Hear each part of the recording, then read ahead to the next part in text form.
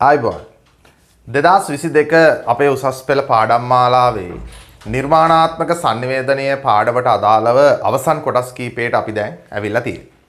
ගිය සතියේ පුතේ අපි පන්තිය නවත්තර කරනකොට නිර්මාණාත්මක sannivedanaya තුල ජනශ්‍රති හා ජනකලා භාවිතය කියන කොටසට අවසන් කොටසට. ඒකේ අපි ජනශ්‍රතියක් කියන්නේ මොකක්ද කියලා හඳුනාගෙන ජනශ්‍රති ගොඩනැගෙන ආකාරය කතා කරලා මාතෘකාවක් ලියාගත්තා ජනශ්‍රති පිළිබඳ නිර්වචන. එහෙම නේද? අද දවසේ අපි එහෙනම් එතනින් එහාට පාඩම් මාලාව ඉස්සරහට ගෙනියමු. ජනශ්‍රති හඳුනා ගන්නකොට මේ ජනශ්‍රති කියන්නේ මොනවද කියන එක විග්‍රහ කරපු නැත්නම් අර්ථකථනය කරපු ආකාරයන් තමයි ජනශ්‍රති වලට අදාළ නිර්වචන විදිහට අපි හඳුනා ගන්න. එන්න ඔයාගේ නිබන්ධනයේ 19 වෙනි පිටුවට පුතේ ජනශ්‍රති පිළිබඳ නිර්වචන හඳුනාගන්නෙද්දී නිර්වචන තුනක් ඔයාලට හම්බ වෙනවා. මේක ඊටාම සරලයි මතක තියාගන්න. ඒ නිසා ඇත්තටම ලේසියෙන් ගොඩ දාගන්න පුළුවන් මේ නිර්වචන මේ කොටසට අදාළව. බලන්න කියනවා sannivedana ශබ්දාකරය කියන කෘතිය හරහා මහාචාර්ය සුනන්ද මහේන්ද්‍ර තමයි මේ කෘතිය රචනා කරන්නේ. ඔහුගේ අර්ථ නිරූපණයක් තමයි මෙතන තියෙන්නේ.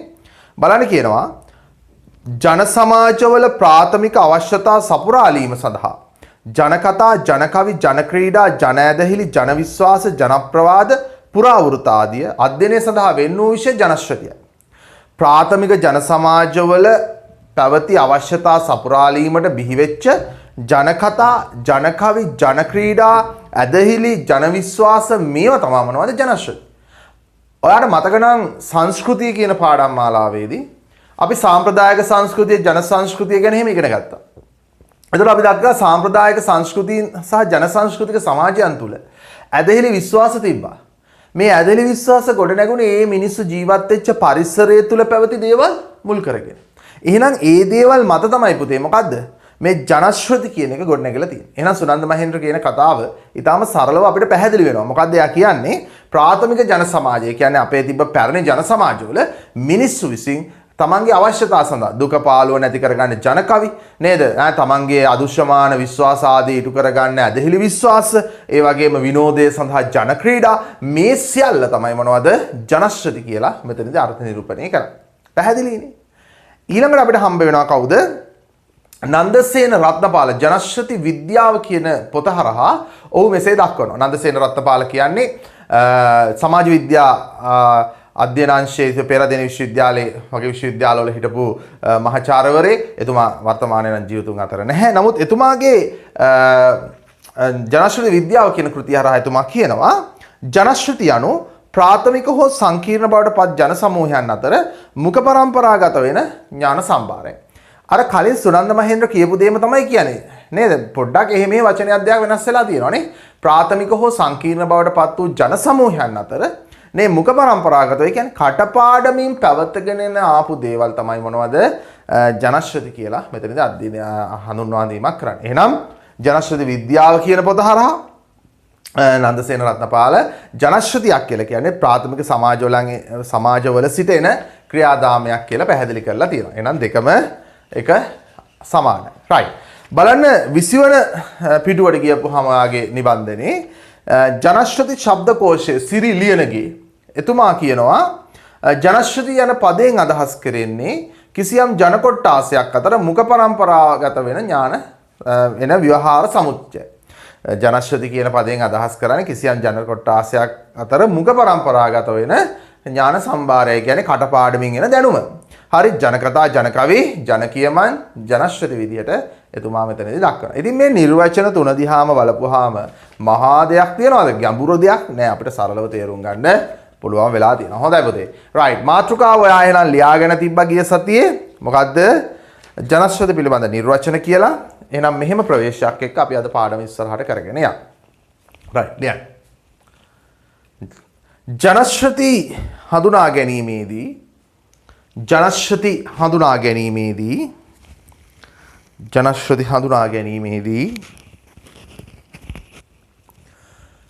ඒ පිළිබඳව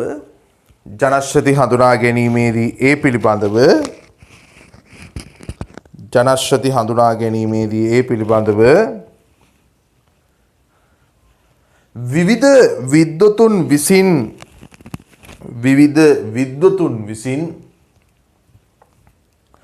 විවිධ විද්වතුන් විසින් ඉදිරිපත් කරන ලද විවිධ විද්වතුන් විසින් ඉදිරිපත් කරන ලද නිර්වචනයන්ද දැකිය හැකිය. නිර්වචනයන්ද දැකිය හැකිය.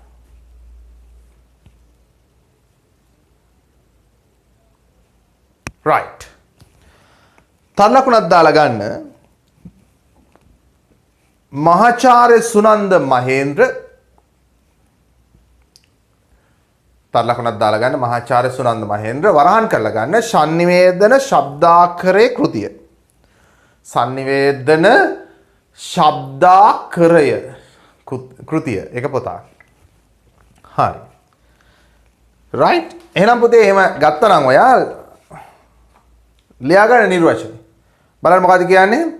නිබන්ධනයේ බලලා ලියන්න.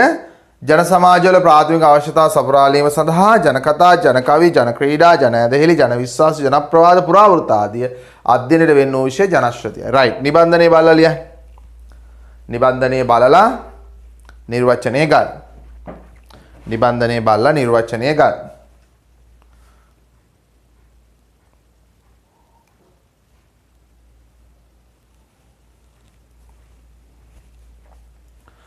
හරි.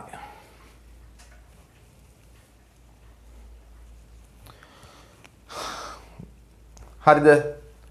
ප්‍රාථමික ජන සමාජවල ජන සමාජවල ප්‍රාථමික අවශ්‍යතා සපුරාලීම සඳහා බිහිවෙච්ච නැත්නම් ගොඩ නැගුණු ජන කතා, ජන කවි, ජන ක්‍රීඩා, ජන ඇදහිලි, ජන විශ්වාස, පුරාවෘත්ත ආදිය සඳහා අධ්‍යයනය සඳහා වෙන්න වූ විෂය ජනශ්‍රතියයි කියලා කියනවා. හරි. හොඳයි. හරි පුතේ. වෙනම ඡේදයක් යන. මේන් අදහස් කරන්නේ වෙනම ඡේදයක අපි තේරුම ගමු. මේන් අදහස් කරන්නේ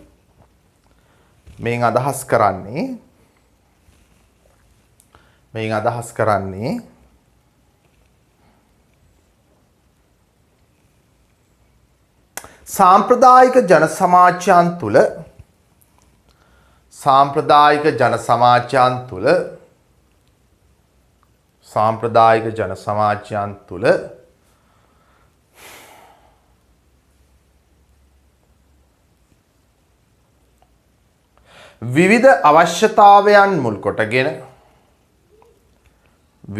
විවිධ අවශ්‍යතාවයන් මුල් කොටගෙන සාම්ප්‍රදායික ජන සමාජයන් තුළ විවිධ අවශ්‍යතාවයන් මුල් කොටගෙන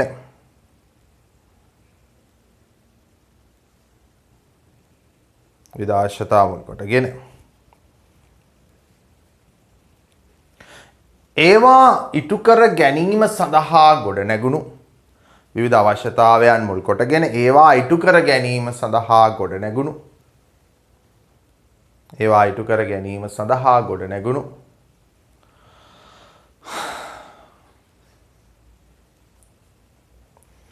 ඇදහිලි වත්පිළිවෙත්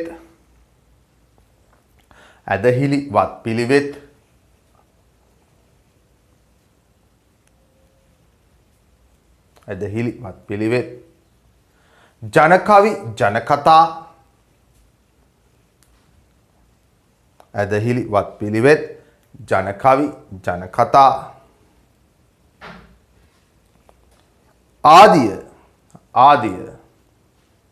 ආදිය ජනශ්‍රති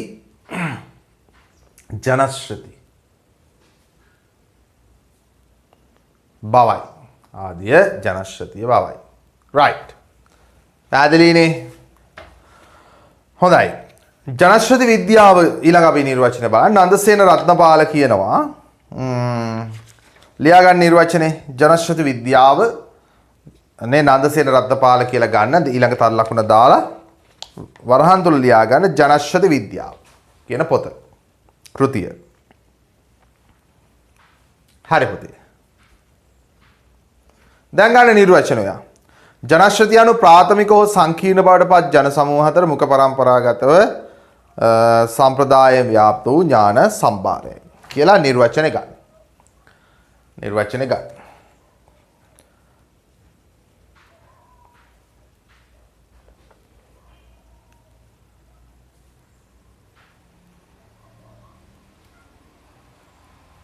හරි. නිර්වචනය ගන්න. ජනශ්‍රතිය anu ප්‍රාථමික හෝ සංකීර්ණ බවට පත් ජන සමූහ අතර මුඛ පරම්පරාවෙන් ව්‍යාප්ත වූ ඥාන සම්භාරය. right. කවුද කියන්නේ? නන්දසේන රත්නපාල. මොකද්ද පොත? ජනශ්‍රති විද්‍යාව. හරි. ඊළඟට සිරි ලියනගේගේ නිර්වචනෙත් ගන්න. ජනශ්‍රති ශබ්දකෝෂය සිරි ලියනගේ 20 වෙනි පිටුවේ තියෙනවා. මොකද මේ නිර්වචන දෙකේම තියෙන සමානාර්ථයක් නිසා අපි සමාන පැහැදිලි කිරීමකට පොදු පැහැදිලි කිරීමකට යනවා. ඒ නිසා පුතේ ඊළඟ තර ලකුණක් දාලා සිරි ලියනගේ එතුමාගේ නිර්වචනෙත් ගන්න. හරි. එතුමාගේ නිර්වචනෙත් ගන්න. හරි. මොකද එතුමා කියන්නේ ජනශ්‍රති කියන පදයෙන් අදහස් කරන්නේ කිසියම් ජන කොට්ටාසයක් අතර මුඛ පරම්පරාවෙන් එන විවහාර සමුච්චය. ජනකතා, ජනකවි, ජනකියවන් හැඳින්වෙන්නේ ජනශ්‍රති නමිනී කියලා සිරි ලියනගේ මහත්මයා කියනවා. ඒකත් එහෙම ගන්න. හරි.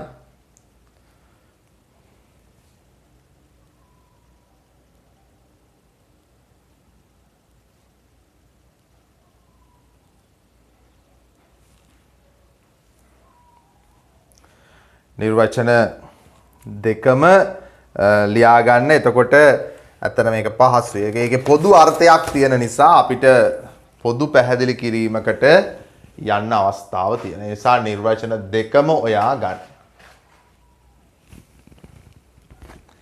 නිර්වචන දෙකම ගත්තට කමන්නේ.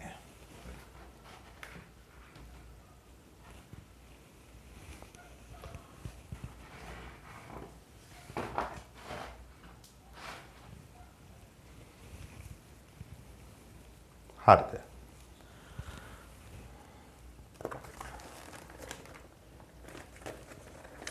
right. නිර්වචන දෙකම ගත්තද?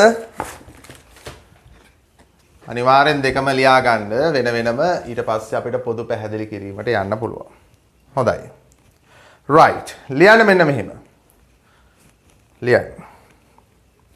මෙම නිර්වචන යුගලයෙන්ම නැත්නම් මෙම නිර්වචන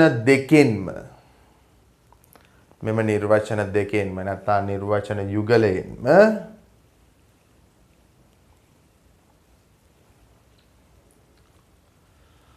පොදුවේ දක්වන්නේ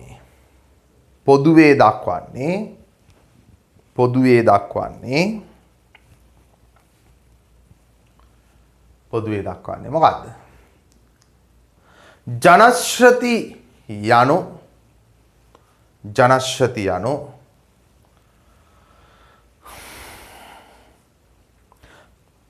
පරම්පරාගතව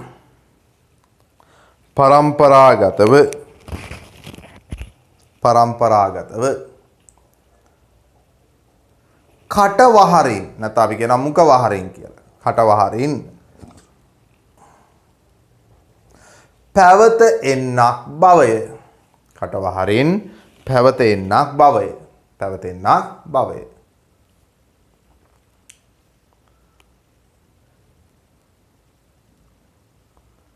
ජනකවි, ජනකතා ඒකටම ගන්න. ජනකවි, ජනකතා ආදිය ගත් විට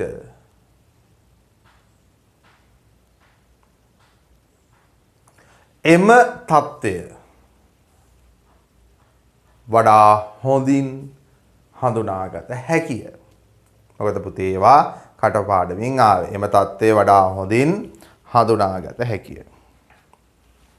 right. පැහැදිලිද? හොඳයි. එහෙනම් ඔය නිර්වචන තුනම ඔයා පාඩම් කරගන්න. බොහොම ලේසි අර්ථයක්, සරල අර්ථයක් තමයි අපිට දකින්න තියෙන්නේ. හොඳයි. වෙනම ඡේදයක්. ජනශ්‍රති වෙනම ඡේදකින් පුතේ. නිර්වචන තුන පැහැදිලි කිරීම ඉවරයි. ජනශ්‍රති සාම්ප්‍රදායික ජන සමාජවල ජීවත් වූ සාම්ප්‍රදායික ජන සමාජවල ජීවත් වූ ගැමි ජනයාගේ පැවති ගැමි ජනයාගේ පැවති පුළුල් ඥාන සම්භාරයක් ලෙස දැක්විය හැකිය. ගැමි ජනයාගේ පැවති පුළුල් ඥාන සම්භාරයක් පුළුල් දැනුමක් ලෙස දැක්විය හැකිය. පුළුල් ඥාන සම්භාරයක් ලෙස දැක්විය හැකිය.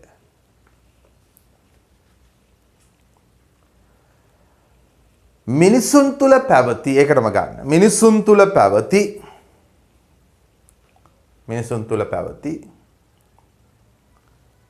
විශ්වාසය අවිශ්වාසය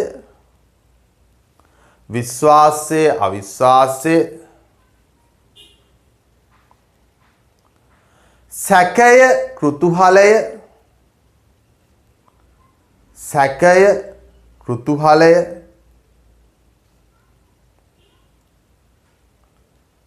වෘත්තීය පරිසරය.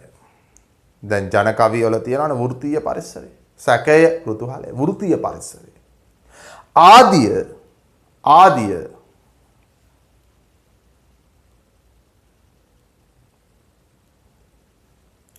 මෙම ජනශ්‍රති තුළින් ප්‍රදර්ශනය විය. right පුතේ වෙනම ඡේදයක්. මේවා වෙනම ඡේදකි. මේවා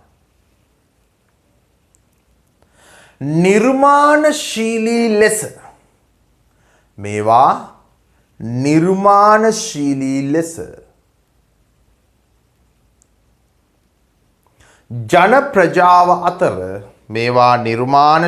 ලෙස ජන ප්‍රජාව අතර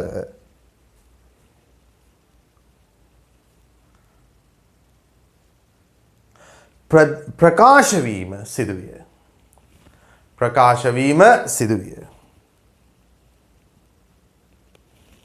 right.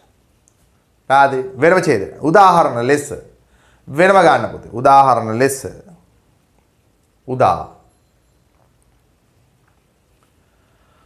ජනකවි ජනකතා ආදිය ගත් විට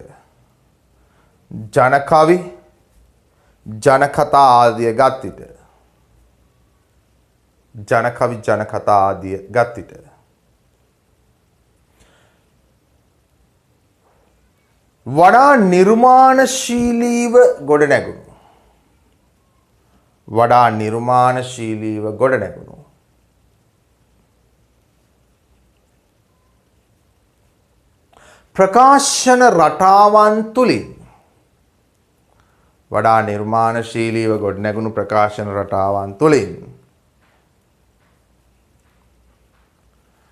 ගොඩනැගුණු බව දැක්විය හැකිය.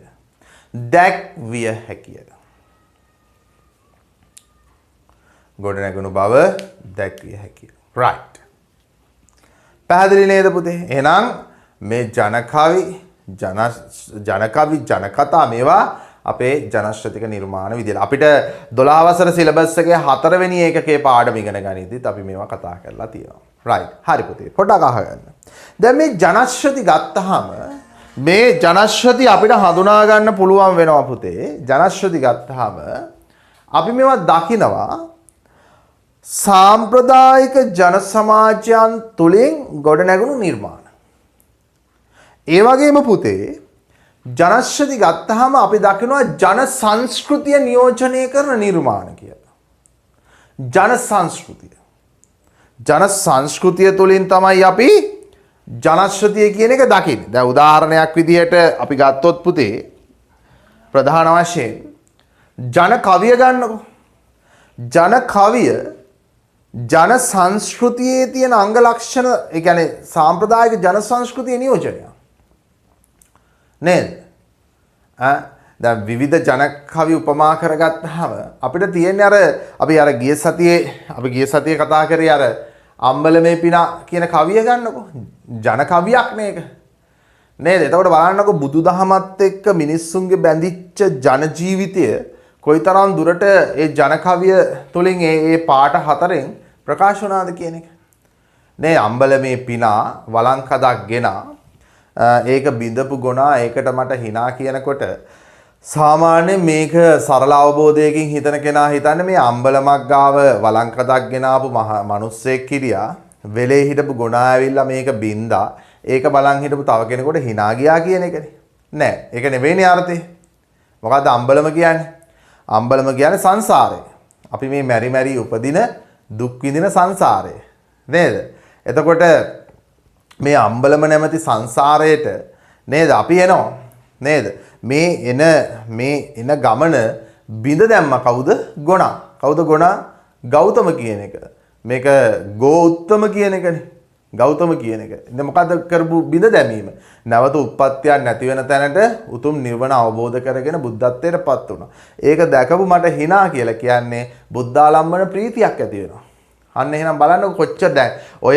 කවිය කියපු මිනිස්සු උපාධිකාරයෝද ජනකතා කියපු මිනිස්සුන්ට PhD තිබ්බද නෑනේ එතකොට හැබැයි ඒගොල්ලෝ ජීවිතේ යථා ස්වරූපය හොඳට දැනගත්තානේ නේද අර කොච්චර දුරට දැනගත්තද කියනවනම් මේ ඒ කියන්නේ ජීවිතේ හැම අංශයක් පිළිබඳවම කියවෙන ජනකවි තියෙනවා පුතේ ජනකවි අධ්‍යයනය කරද්දී පුදුම ගැඹුරක් ඒක තුල තියෙනවා අර එක කවියක් මට මතක් වෙනවා මොකද්ද අර අලුත බැඳපු බෑනා ගෙදර එන විට නන්දම්මා පිළිගනි මේ සිත් සතොටින් ඒ කියන්නේ නන්දම්මා ඊටම ආදරෙන් පිළිගන්නවා කලක් ගොහින් බෑනා ගෙදර එන විට නන්දම්මා පිළිගන්නේ නැහැ ඒ කියන්නේ කවිය තුල කියවෙන්නේ ආර්ථය මට කවිය 100%ක් මතක නැහැ ඒ නිසා මම කියන්නේ නැත්තේ හරි එතකොට අර ඒ කියන්නේ මේ ජන විශ්වාසයේ ජන සමාජය තුල හැම පැත්තක්ම ජන කවිය තුල ප්‍රකාශ වෙලා තියෙන ප්‍රේමයේ ආදරේ විරහ මේ සියල්ල හරි පුතේ රයිට් වෙනම ඡේදනයක් ජනශ්‍රති නිර්මාණ වෙනම ඡේදකින් ගන්න ජනශ්‍රති නිර්මාණ වෙනම ඡේදකින් ගන්න ජනශ්‍රති නිර්මාණ සාම්ප්‍රදායික ජන සංස්කෘතිය තුලින් ගොඩනැගෙන නියෝජනයකි ජනශ්‍රති නිර්මාණ සාම්ප්‍රදායික ජන සංස්කෘතිය තුලින් ගොඩනැගෙන නියෝජනයකි ජනශ්‍රති නිර්මාණ සාම්ප්‍රදායික ජන සංස්කෘතිය තුලින් ගොඩනැගෙන නියෝජනයකි right ඒකනම ලියන්න ජන සංස්කෘතිය හඳුනා ගැනීමේදී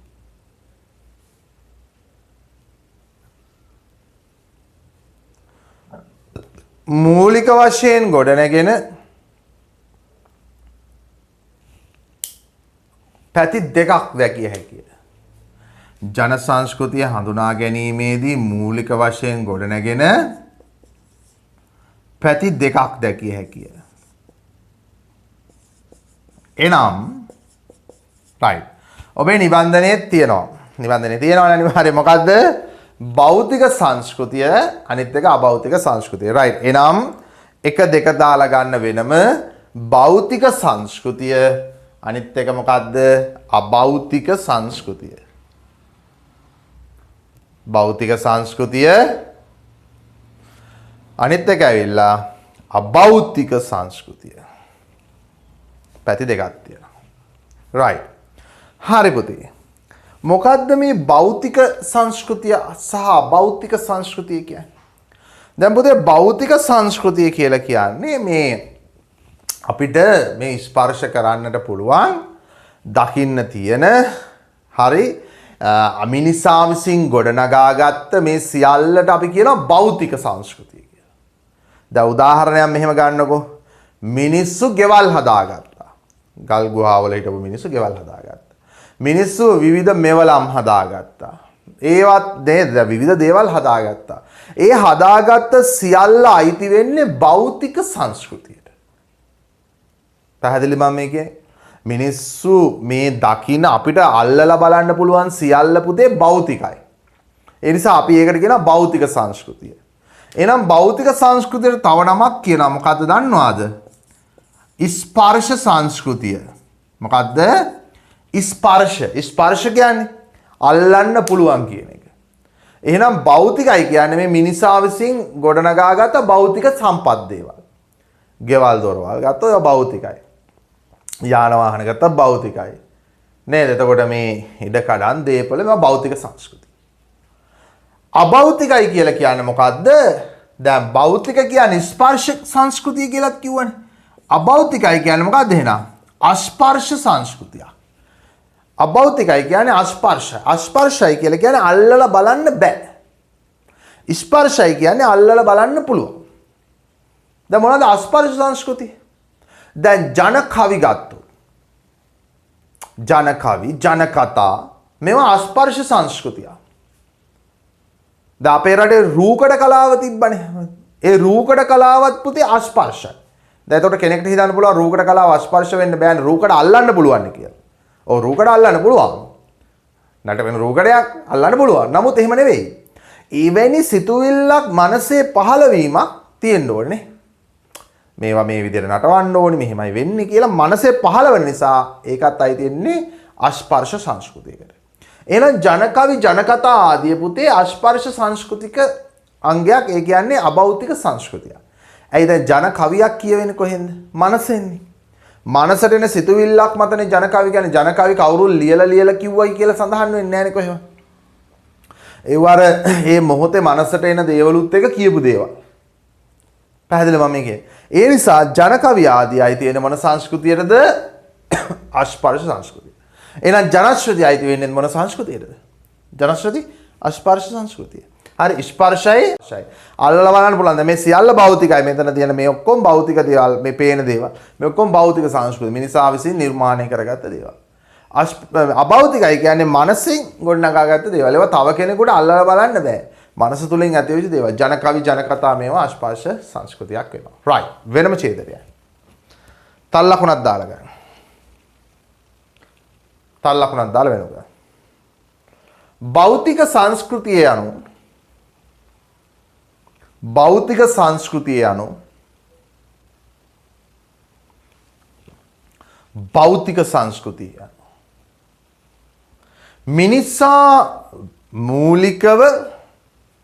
මිනිසා මූලිකව මිනිසා විසින් නිර්මාණය කරගත් මිනිසා මූලිකව මිනිසා විසින් නිර්මාණය කරගත්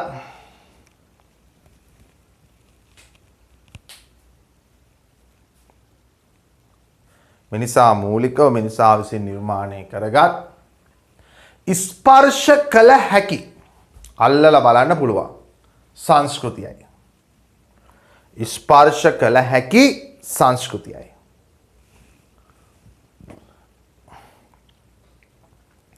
ස්පර්ශ කළ හැකි සංස්කෘතියයි. පැහැදිලිද? ස්පර්ශ කළ හැකි සංස්කෘතියයි. ස්පර්ශ කළ හැකි සංස්කෘතියයි.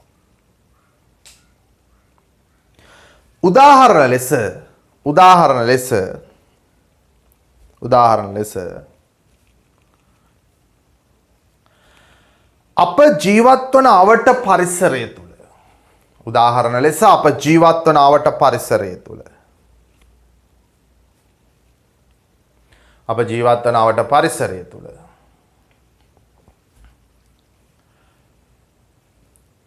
නිර්මාණය කරගත් භෞතික අංග නිර්මාණය කරගත් භෞතික අංග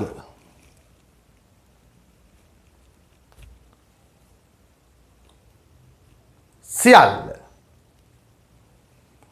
භෞතික අංග සියල්ල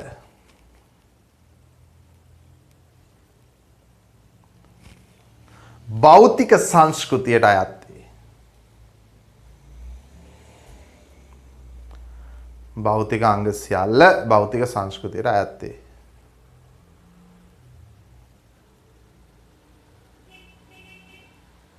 right. පැහැදිලි? ගෙවල් දොරවල් යාන වාහන ඔක්කොම භෞතිකයි. right. ඊළඟට අල්ලපන දාගන්න. අභෞතික සංස්කෘතිය යනු ඊළඟ තල්ලා කොන අභෞතික සංස්කෘතිය යනු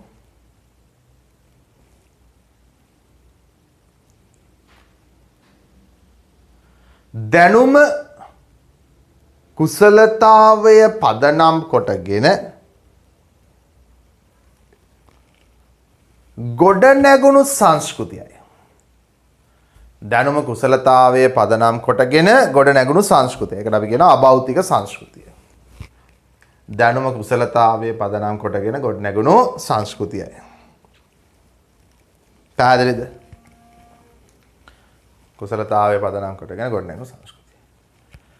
ඒකටම ගන්න.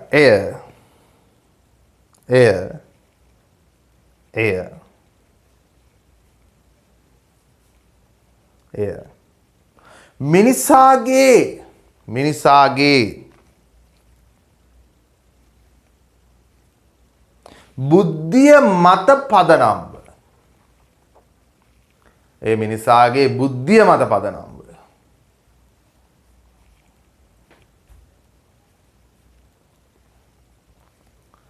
ගොඩ නැගුණු තත්ත්වයක් ලෙස දැක්විය හැකිය. ඒ මිනිසාගේ බුද්ධිය මත පදනම්ව ගොඩ නැගුණු තත්ත්වයක් ලෙස දැක්විය හැකිය.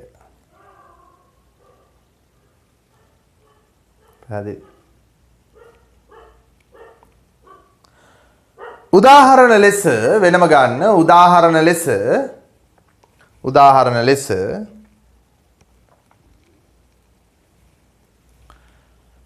සිරිත් විරිත් ඇදහිලි විශ්වාස සිරිත් විරිත් ඇදහිලි විශ්වාස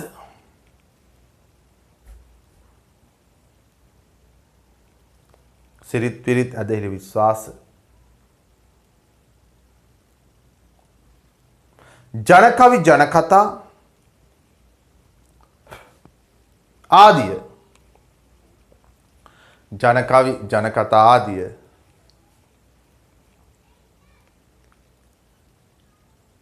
මෙයට අයත්තේ. මෙයට අයත්තේ. මෙයට අයත්තේ. වෙනම ඡේදනය. වෙනම ඡේදනය. මෙය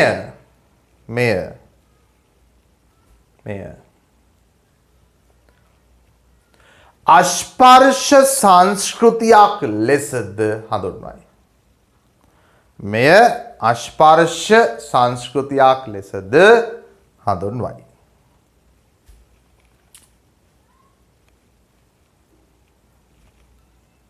right. පැහැදිලිද? මේ අස්පර්ශ සංස්කෘතියක් ලෙසද හඳුන්වයි. හරි. එහෙනම් අස්පර්ශයි කියන්නේ ඇයි පුතේ? මනස මුල් වෙලා ඇදලා තියෙන දැන් නේද? දැන් අපි අපේ කලා නිර්මාණ අස්පර්ශයි. මොකද කෙනෙක්ගේ සිතුවිලි දාමයක් මත ඇති වෙච්ච නිසා. අස්පර්ශ සංස්කෘතිය ලෙස හඳුන්වයි. right. වෙනම ඡේදයක්.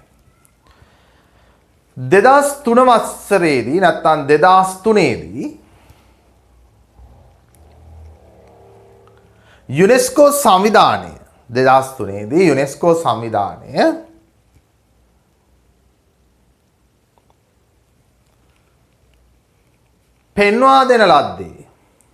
පෙන්වා දෙන ලද්දේ 2003 දී යුනෙස්කෝ සංවිධානය පෙන්වා දෙන ලද්දේ ජන සමාජයක ගොඩනැගෙන යුනෙස්කෝ සංවිධානය පෙන්වා දෙන ලද්දේ ජන සමාජයක ගොඩනැගෙන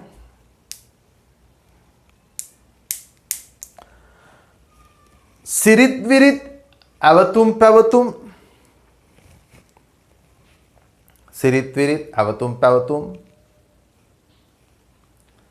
කලා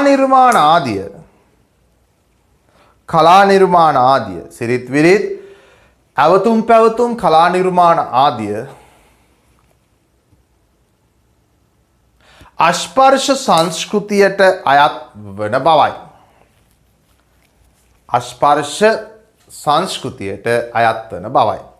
2003 දී යුනෙස්කෝව කියන මොකද්ද කියන්නේ? සිරිත් විරිත් අවතුම් පැවතුම් කලා නිර්මාණ ආදී ආශ්වාස සංස්කෘතියට අයත් වෙනවා කියන අයත් වෙන බවයි. right. වෙනම ඡේද ගන්න. ඒ අනුව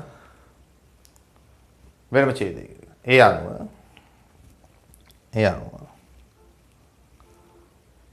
යුනෙස්කෝ සංවිධානය වෙනම ඡේදකින් ඒ අනුව යුනෙස්කෝ සංවිධානය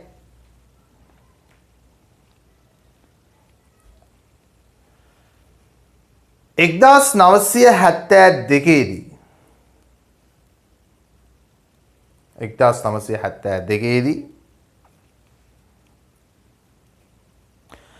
නිර්මාණය කළ ඒ අනුව යුනෙස්කෝ සංවිධානය 1972 නිර්මාණය කළ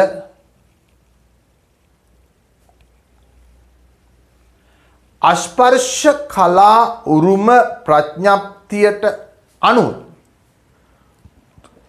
1972 නිර්මාණය කළ අස්පර්ශ කලා උරුම ප්‍රඥප්තියට අනුව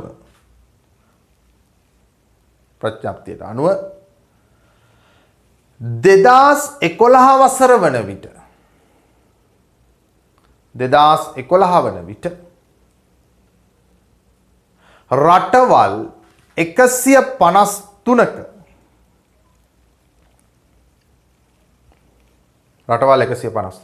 කලා උරුමයන් 911ක් කලා උරුමයන් 911ක් හඳුනාගත් 2011 වන විට අස්පර්ශ කලා උරුමයන් 911ක් රටවල් 153ක උරුමයන් 911ක් යුනෙස්කෝ සංවිධානය හඳුනාගත්ත. එහිදී එහිදී 2018 වර්ෂයේදී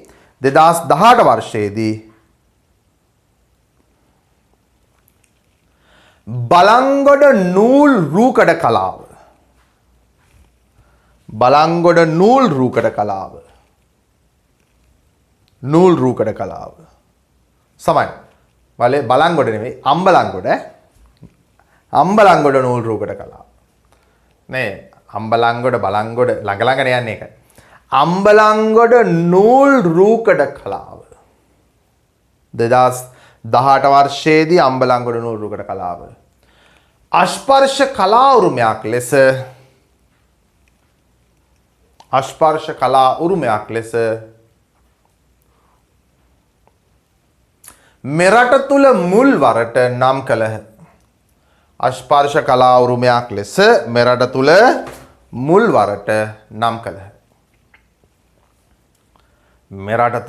මුල් වරට නම් කළහ. පැහැදිලිද? අම්බලංගොඩ නූල් රූකඩ කලාව 2018 දී ලංකාවේ අස්පර්ශ කලා උරුමයක් කියලා මේගොල්ලෝ නම් කරනවා. පැහැදිලිද? right. එහෙනම් පුතේ අපි ඔය කතා කරේ මොකද්ද? ජනශ්‍රති පිළිබඳ. පැහැදිලිද? right. අවසන් කරන්න. මෙලෙස වෙනම ඡේදයකින් මෙලෙස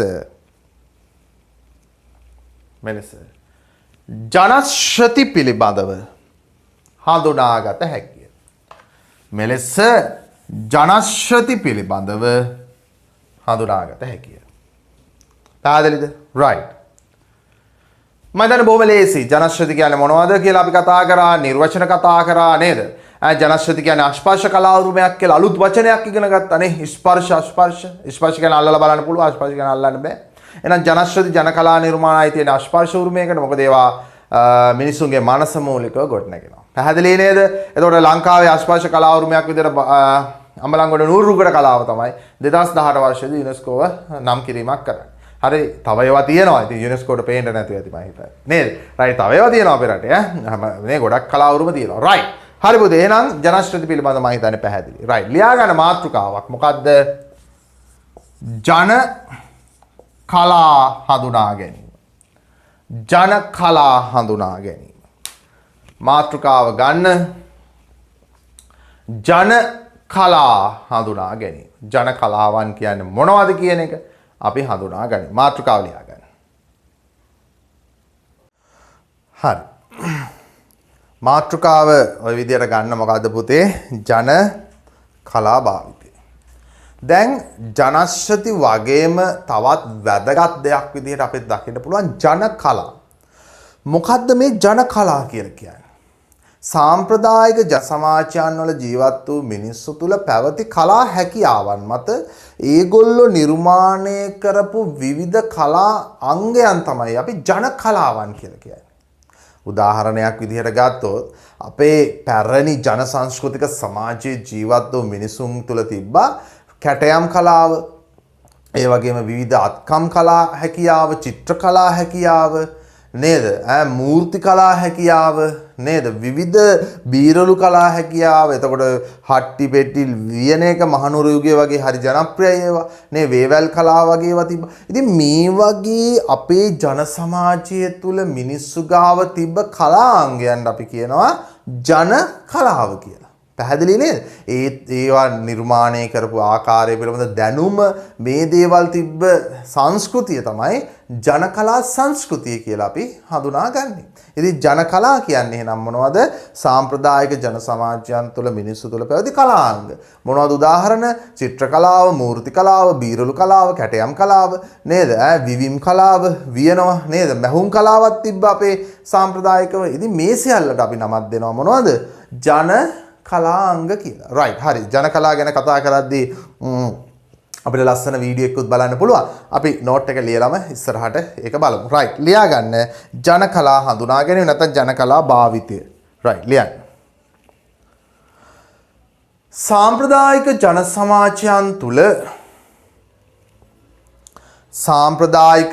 සමාජයන් තුල ජීවත් වූ මිනිසුන් තුල පැවති සාම්ප්‍රදායික ජන සමාජයන් තුල ජීවත් වූ මිනිසුන් තුල පැවති සාම්ප්‍රදායික ජන සමාජයන් තුල ජීවත් වූ මිනිසුන් තුල පැවති විවිධ කලා අංගයන්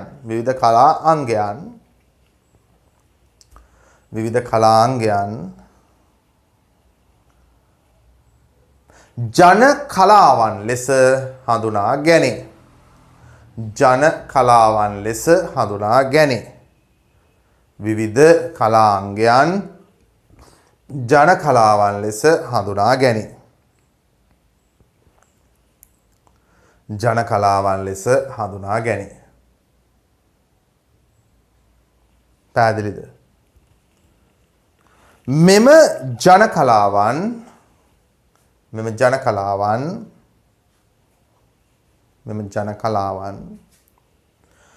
පරම්පරාවට පැමිණි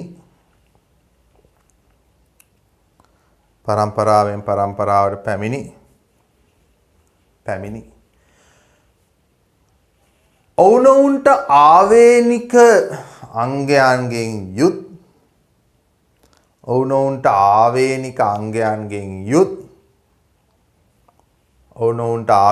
අංගයන්ගෙන් යුත් කලාවක් ලෙස දැක්විය හැකිය. ඔවුනොවුන්ට ආවේනික අංගයන්ගෙන් යුත් කලාවක් ලෙස දැක්විය හැකිය.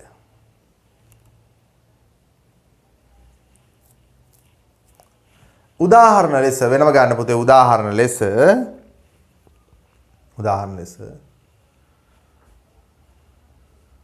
සාම්ප්‍රදායික චිත්‍ර කලාව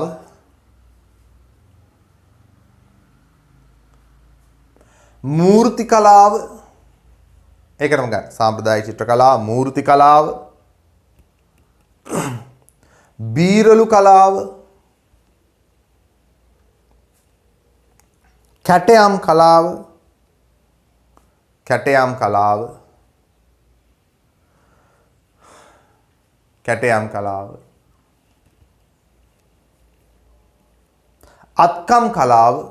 අත්කම් කලාව,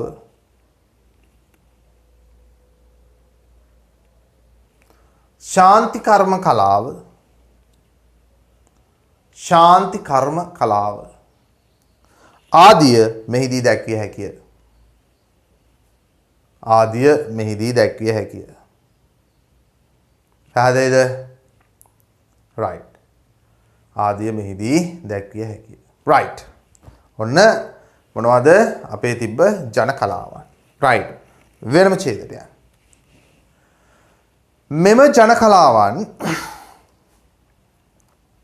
මෙම ජන කලාවන්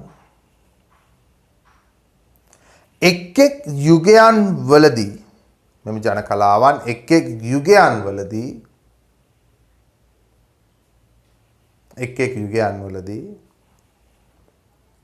වඩාත් ඉහළ මට්ටමින් පැවති අතර එක් එක් යුගයන් වලදී වඩාත් ඉහළ මට්ටමින් පැවති අතර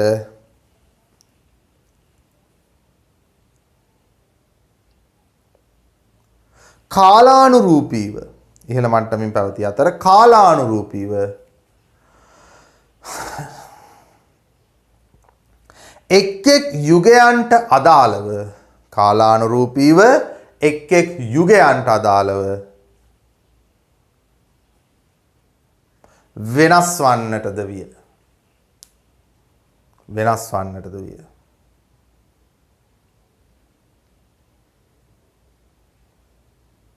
right. වෙනස් වන්නටද විය. වෙනම ඡේදයක්. උදාහරණ ලෙස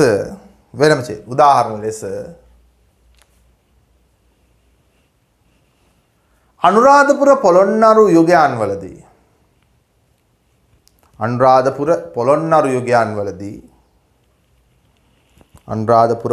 යුගයන් ගල් කැටයම් කලාව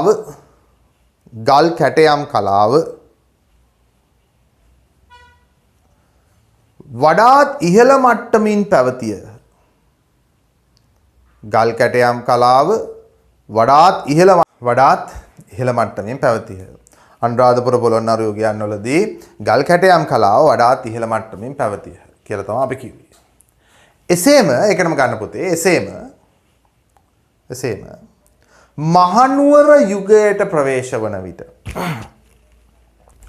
මහනුවර යුගයට ප්‍රවේශ වන විට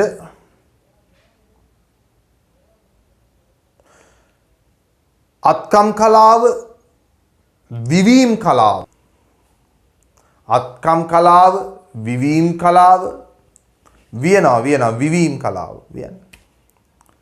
ලී කැටයම් කලාව අත්කම් කලාව විවීම් කලාව ලී කැටයම් කලාව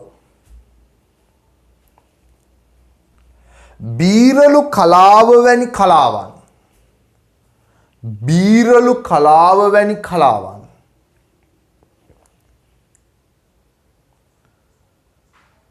උසස් මට්ටමක පැවතිය. බීරලු කලාව වැනි කලාවන් උසස් මට්ටමක පැවතිය. right. වෙනම ඡේදයට යන්න. ජන කලාවන් තුලින් වෙනම ඡේදකි. ජන කලාවන් තුලින්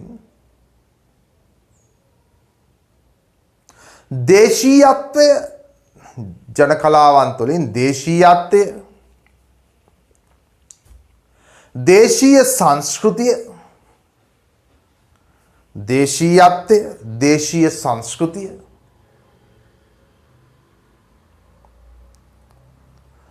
සහ මෙරට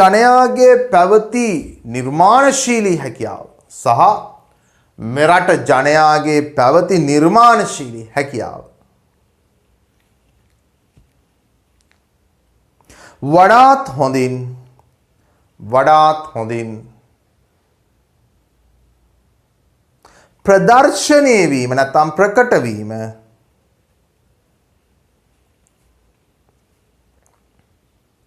සිදුවිය.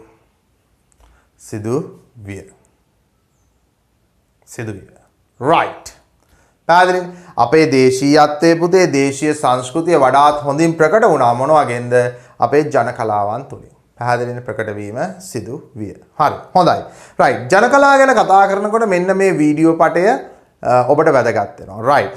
මෙන්න මේ වීඩියෝ පටය තුලින් අපේ රටේ ජන කලාවන් කොයි විදිහටද පැවති ඒවා මොනවද කියන එක පිළිබඳව හොඳ අවබෝධයක් ඔයාට ලබන්න පුළුවන් කියලා මම විශ්වාස කරනවා. රයිට්. මේක හොඳට පිළිවෙලට බලන්න. ටික කාලයක් දිගු කාලයක් නෙවෙයි යම් කාලයක් තියෙනවා මේ වීඩියෝ පටේ. මේක හොඳින් බලලා ජන කලාව පිළිබඳව හොඳ අවබෝධයක් ඔයාට ලබා ගන්නට පුළුවන්. රයිට්. දැන් අපි මේ වීඩියෝ පටේට යමු.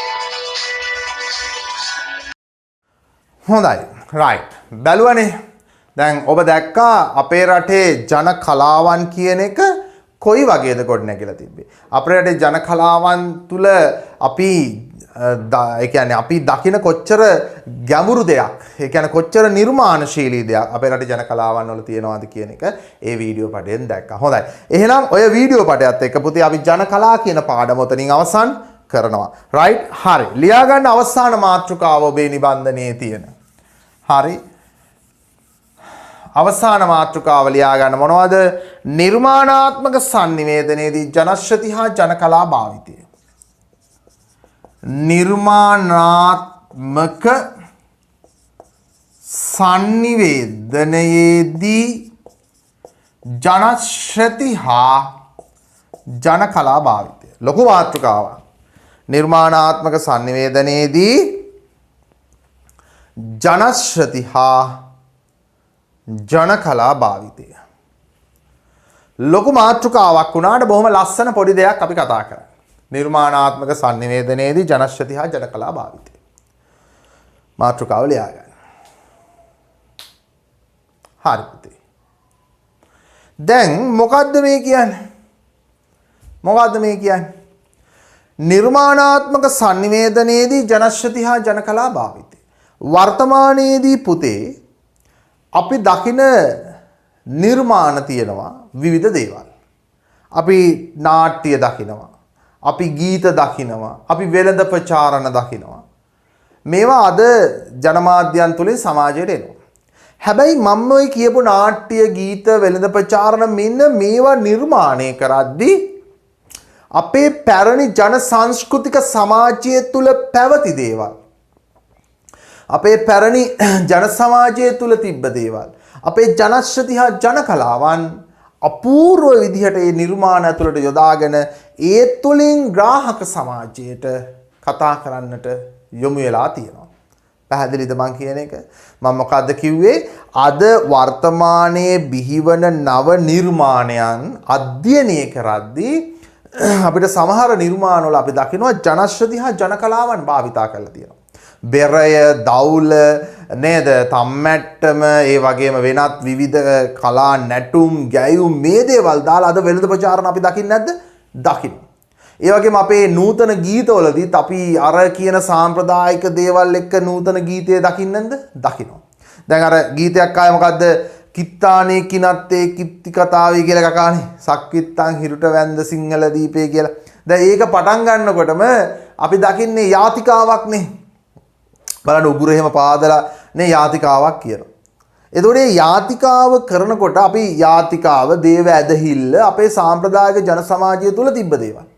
ඉතින් ඒවා මුසු කරගෙන අර වගේ ගීතයක් නිර්මාණය කරන ඉක්මනින් ප්‍රේක්ෂකයා වැළඳ ගන්නවා. ඉක්මනට ඒ ගීතේ රට පුරා ජනප්‍රිය වුණානේ අපේ රටේ. අන්න ජන කලාවන් ජනශ්‍රති භාවිතා කරපු අවස්ථාව. ඒ වගේම පුතේ අද අපි දකින සමහර වෙළඳ දැන්වීම් ගත්තාම අපි හොඳටම දකිනවා අපේ රටේ ජනශ්‍රති හා ජන කලා භාවිතා කරලා ඒවා සමීප කරලා තියෙනවා ජන සමාජයට. එහෙනම් පුතේ මේ පාඩමින් මේ කොටසින් අදහස් කරන්නේ ඊටාම ලස්සන පොඩි දෙයක්. මොකද්ද? නූතනී වර්තමානයේ නව නිර්මාණකරණයේදී අපි දකිනවා සාම්ප්‍රදායිකව පැවති ජනශ්‍රති හා ජන කලාවන් යොදා ගන්නවා. right ලියන්න. මෙන්න මෙහෙම ලියන්න. ජනශ්‍රති හා ජන කලාවන් වර්තමානයේ වන විට ජනශ්‍රති හා ජන කලාවන් වර්තමානයේ වන විට ජනශ්‍රති හා ජන කලාවන් වර්තමානයේ වන විට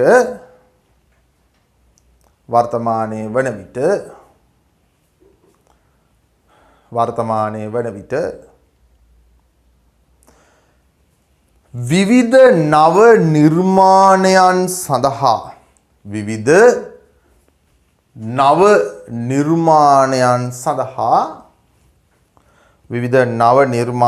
සඳහා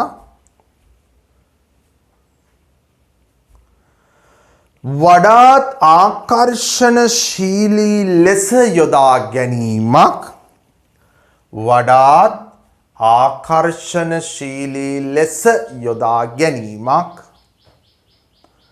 දැකිය හැකිය. දැකිය හැකිය. දැකිය හැකිය. ආකර්ෂණශීලී ලෙස යොදා ගැනීමත් දැකිය හැකිය.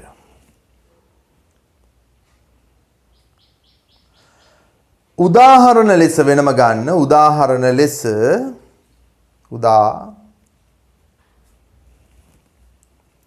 වර්තමානයේදී අප දකින වර්තමානයේදී අප දකින ගීත නාට්‍ය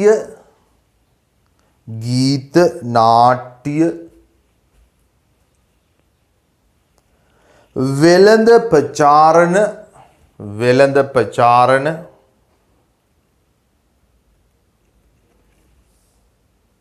ආදිය නිර්මාණය කිරීමේදී ගීත නාට්‍ය වෙළඳ ප්‍රචාරණ ආදිය නිර්මාණය කිරීමේදී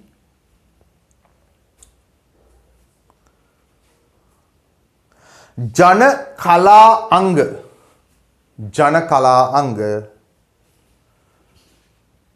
කලා අංග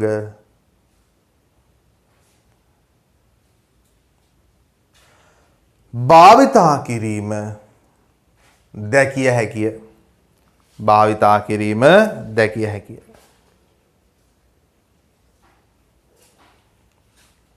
right. වෙනම ඡේදයක්. භාවිතා කිරීම දැකිය හැකිය. වෙනම ඡේදයක්. මෙම ජන කලා අංග වෙනම ඡේදකි. මෙම ජන කලා අංග භාවිතය තුලින් මෙම ජන කලා අංග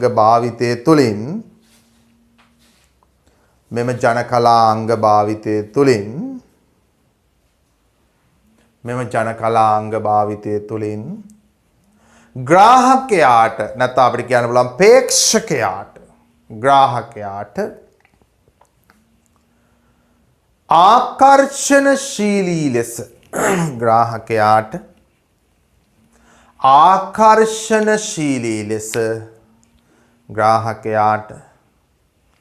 ආකර්ෂණශීලී ලෙස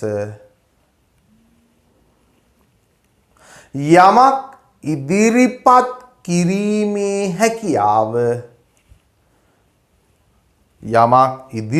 කිරීමේ හැකියාව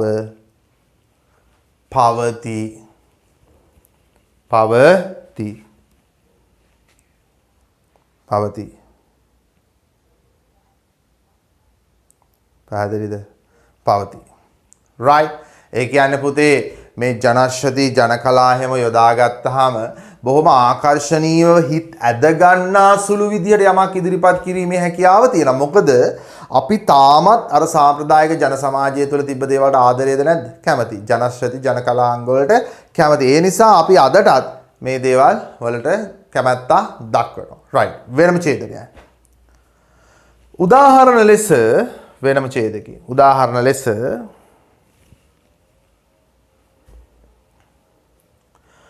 වෙළඳ ප්‍රචාරණයක් ගත් විට වෙනම ඡේදකින් උදාහරණ ලෙස වෙළඳ ප්‍රචාරණයක් ගත් විට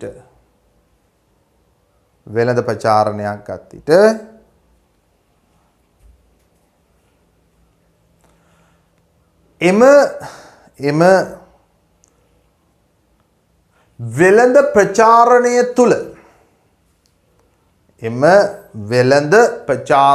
තුල අපේ ජනශ්‍රති හා ජන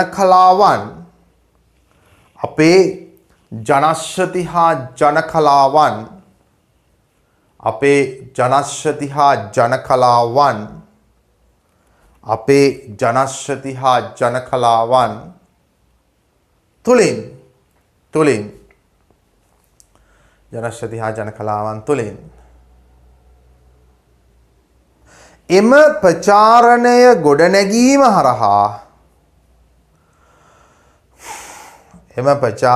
ගොඩනැගීම හරහා එම ප්‍රචාරණය ගොඩනැගීම හරහා එම ප්‍රචාරණය ගොඩනැගීම හරහා වඩාත් ආකර්ශනීය භාවයක්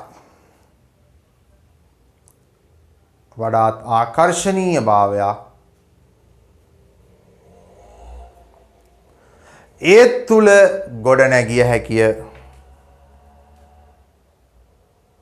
තුල ගොඩනැගිය හැකිය.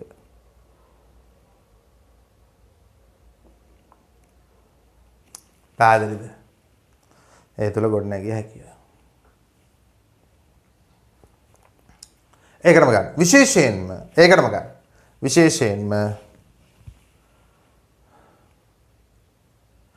අලුත් අවුරුදු කාල සීමාව තුල ඉදිරිපත් කරන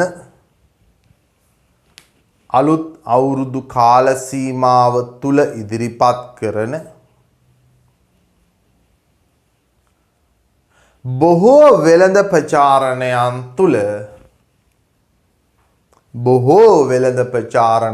තුල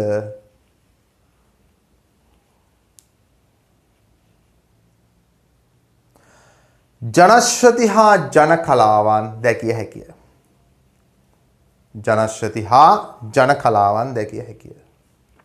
right. පැහැදිලිනේ? දැන් අලුත් අවුරුදු කාලෙට දාන වෙළඳ ප්‍රචාරණ දැක්කහම අපි දකිනවා රබන් ගහන හඬ, ඒ වගේම ජන ක්‍රීඩා නේද, වෙනත් ජන කවි සමහර වෙලාවට. ඉතින් මේ වගේ ආකර්ශනීයත්වයකින් ඒ දැන්වීම ඉදිරිපත් කරපුවාම මොකද වෙන්නේ? අපිට ඒක බලන්න නේද, ඒක රස විඳින්න ආසාව ඇති වෙනවා. ඊට හේතුව තමයි පුතේ අපි ජීවත් වෙන රට තුල, සමාජය තුල අපි කොහොම කිව්වත් අපේ සාම්ප්‍රදායික දේවල් වලට අපි අදටත් ආදරය කරනවා. ඒ නිසා ජනශ්‍රুতি ජන කලාව යොදාගත්තාම මේ දේ වඩාත් ආකර්ශනීය වෙනවා. පැහැදිලි නේද? right. හරි. එහෙනම් අපි වෙළඳ දැන්වීම් කීපයක් බලලෙමුකෝ. කීපයක් කියන්නේ දෙකක් විතර අපි බලලෙමු. ඒ වගේ බලන්න ඔබ කොයිතරම් දුරට ඒවා අධ්‍යයනය කරලා බලන්න ජනශ්‍රুতি හා ජන කලාවන් කොයිතරම් දුරට තිබ්බද කියලා ඒ දැන්වීම් තුල. right. දැන් මම ආරාධනා කරනවා ඔබට මෙන්න මේ commercial ads දෙක නැත්නම් වෙළඳ දැන්වීම් දෙක බලන්නකෝ. මෙන්න මේ විදිහට.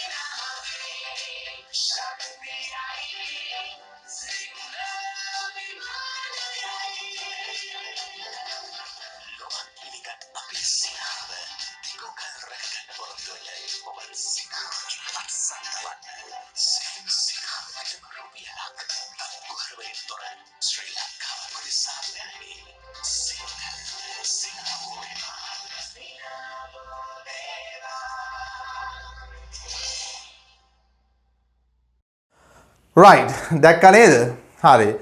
දැන් එකක් අර ශ්‍රී ලංකන් එයාලයින් මුල් කරගත් එකක් අපි දැක්කා. ඉතින් ඒකේ අපි දැක්කා නේද අර ජන නැටුම් තිබ්බා. උඩ රට නැටුම් සම්ප්‍රදාය තිබ්බා. ඉතින් අපේ ජනශ්‍රুতি ජනකලායකේ තිබ්බනේ. අනිත් දැන් නීමෙත් ඔය දෙකම අපි දකිනවා. එහෙනම් බලන්න දැන් මේ ඇඩ්ස් දෙක බලද්දි කොච්චර දුරට ආකර්ෂණයක් ඇති වෙනවද? ආපෞසරයක් බලන්න හිතෙනව නේද? ආපෞසරයක් බලන්න හිතෙනවා. ඒ වුණාට ආපෞසරයක් දාන්නේ නැහැ. ආපෞසරයක් බලන්න හිතන. ඒ අන්න ඒ කෘතුහලය, ඒ උවමනාව, ඒ කැමැත්ත ඇති වෙන විදිහට තමයි ඒවා නිර්මාණය කරන්නේ. එහෙනම් පුතේ ජනශ්‍රুতি හා ජන කලාවන් යොදා ගැනීම තුළ නේද යම් නිර්මාණයක් ආකර්ශනීයව සහ ප්‍රේක්ෂකයා කැමති විදිහට ඉදිරිපත් කිරීමේ හැකියාව තියෙනවා. right හරි වෙනම ඡේදයකට යන්න. වර්තමානයේ වන විට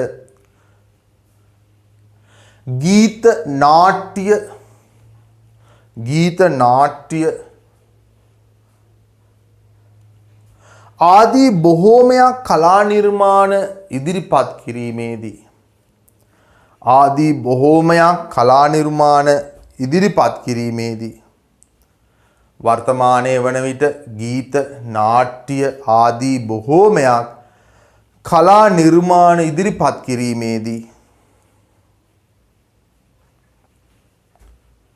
විවිධ වශයෙන්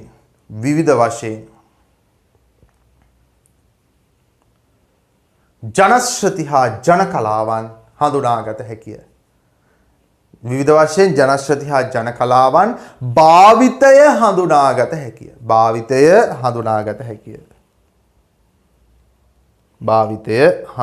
හැකිය.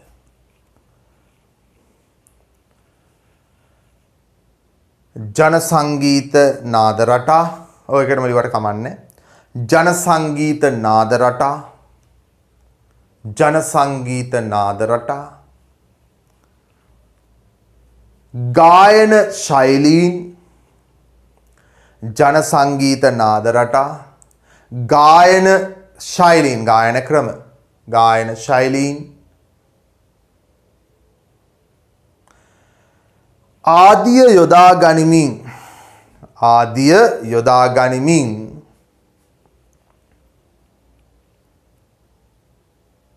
යොදා ගනිමින් නිර්මාණ කිරීම තුළින්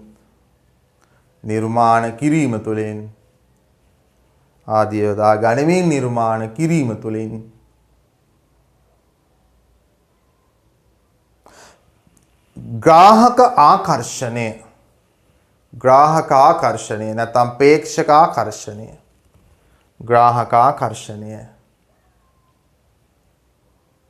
වඩාත් හොඳින් තබා ගැනීමේ හැකියාව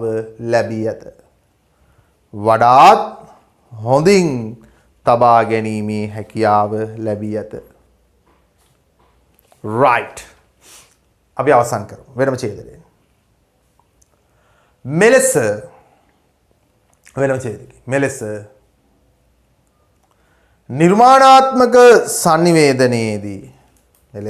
නිර්මාණාත්මක sannivedanaයේදී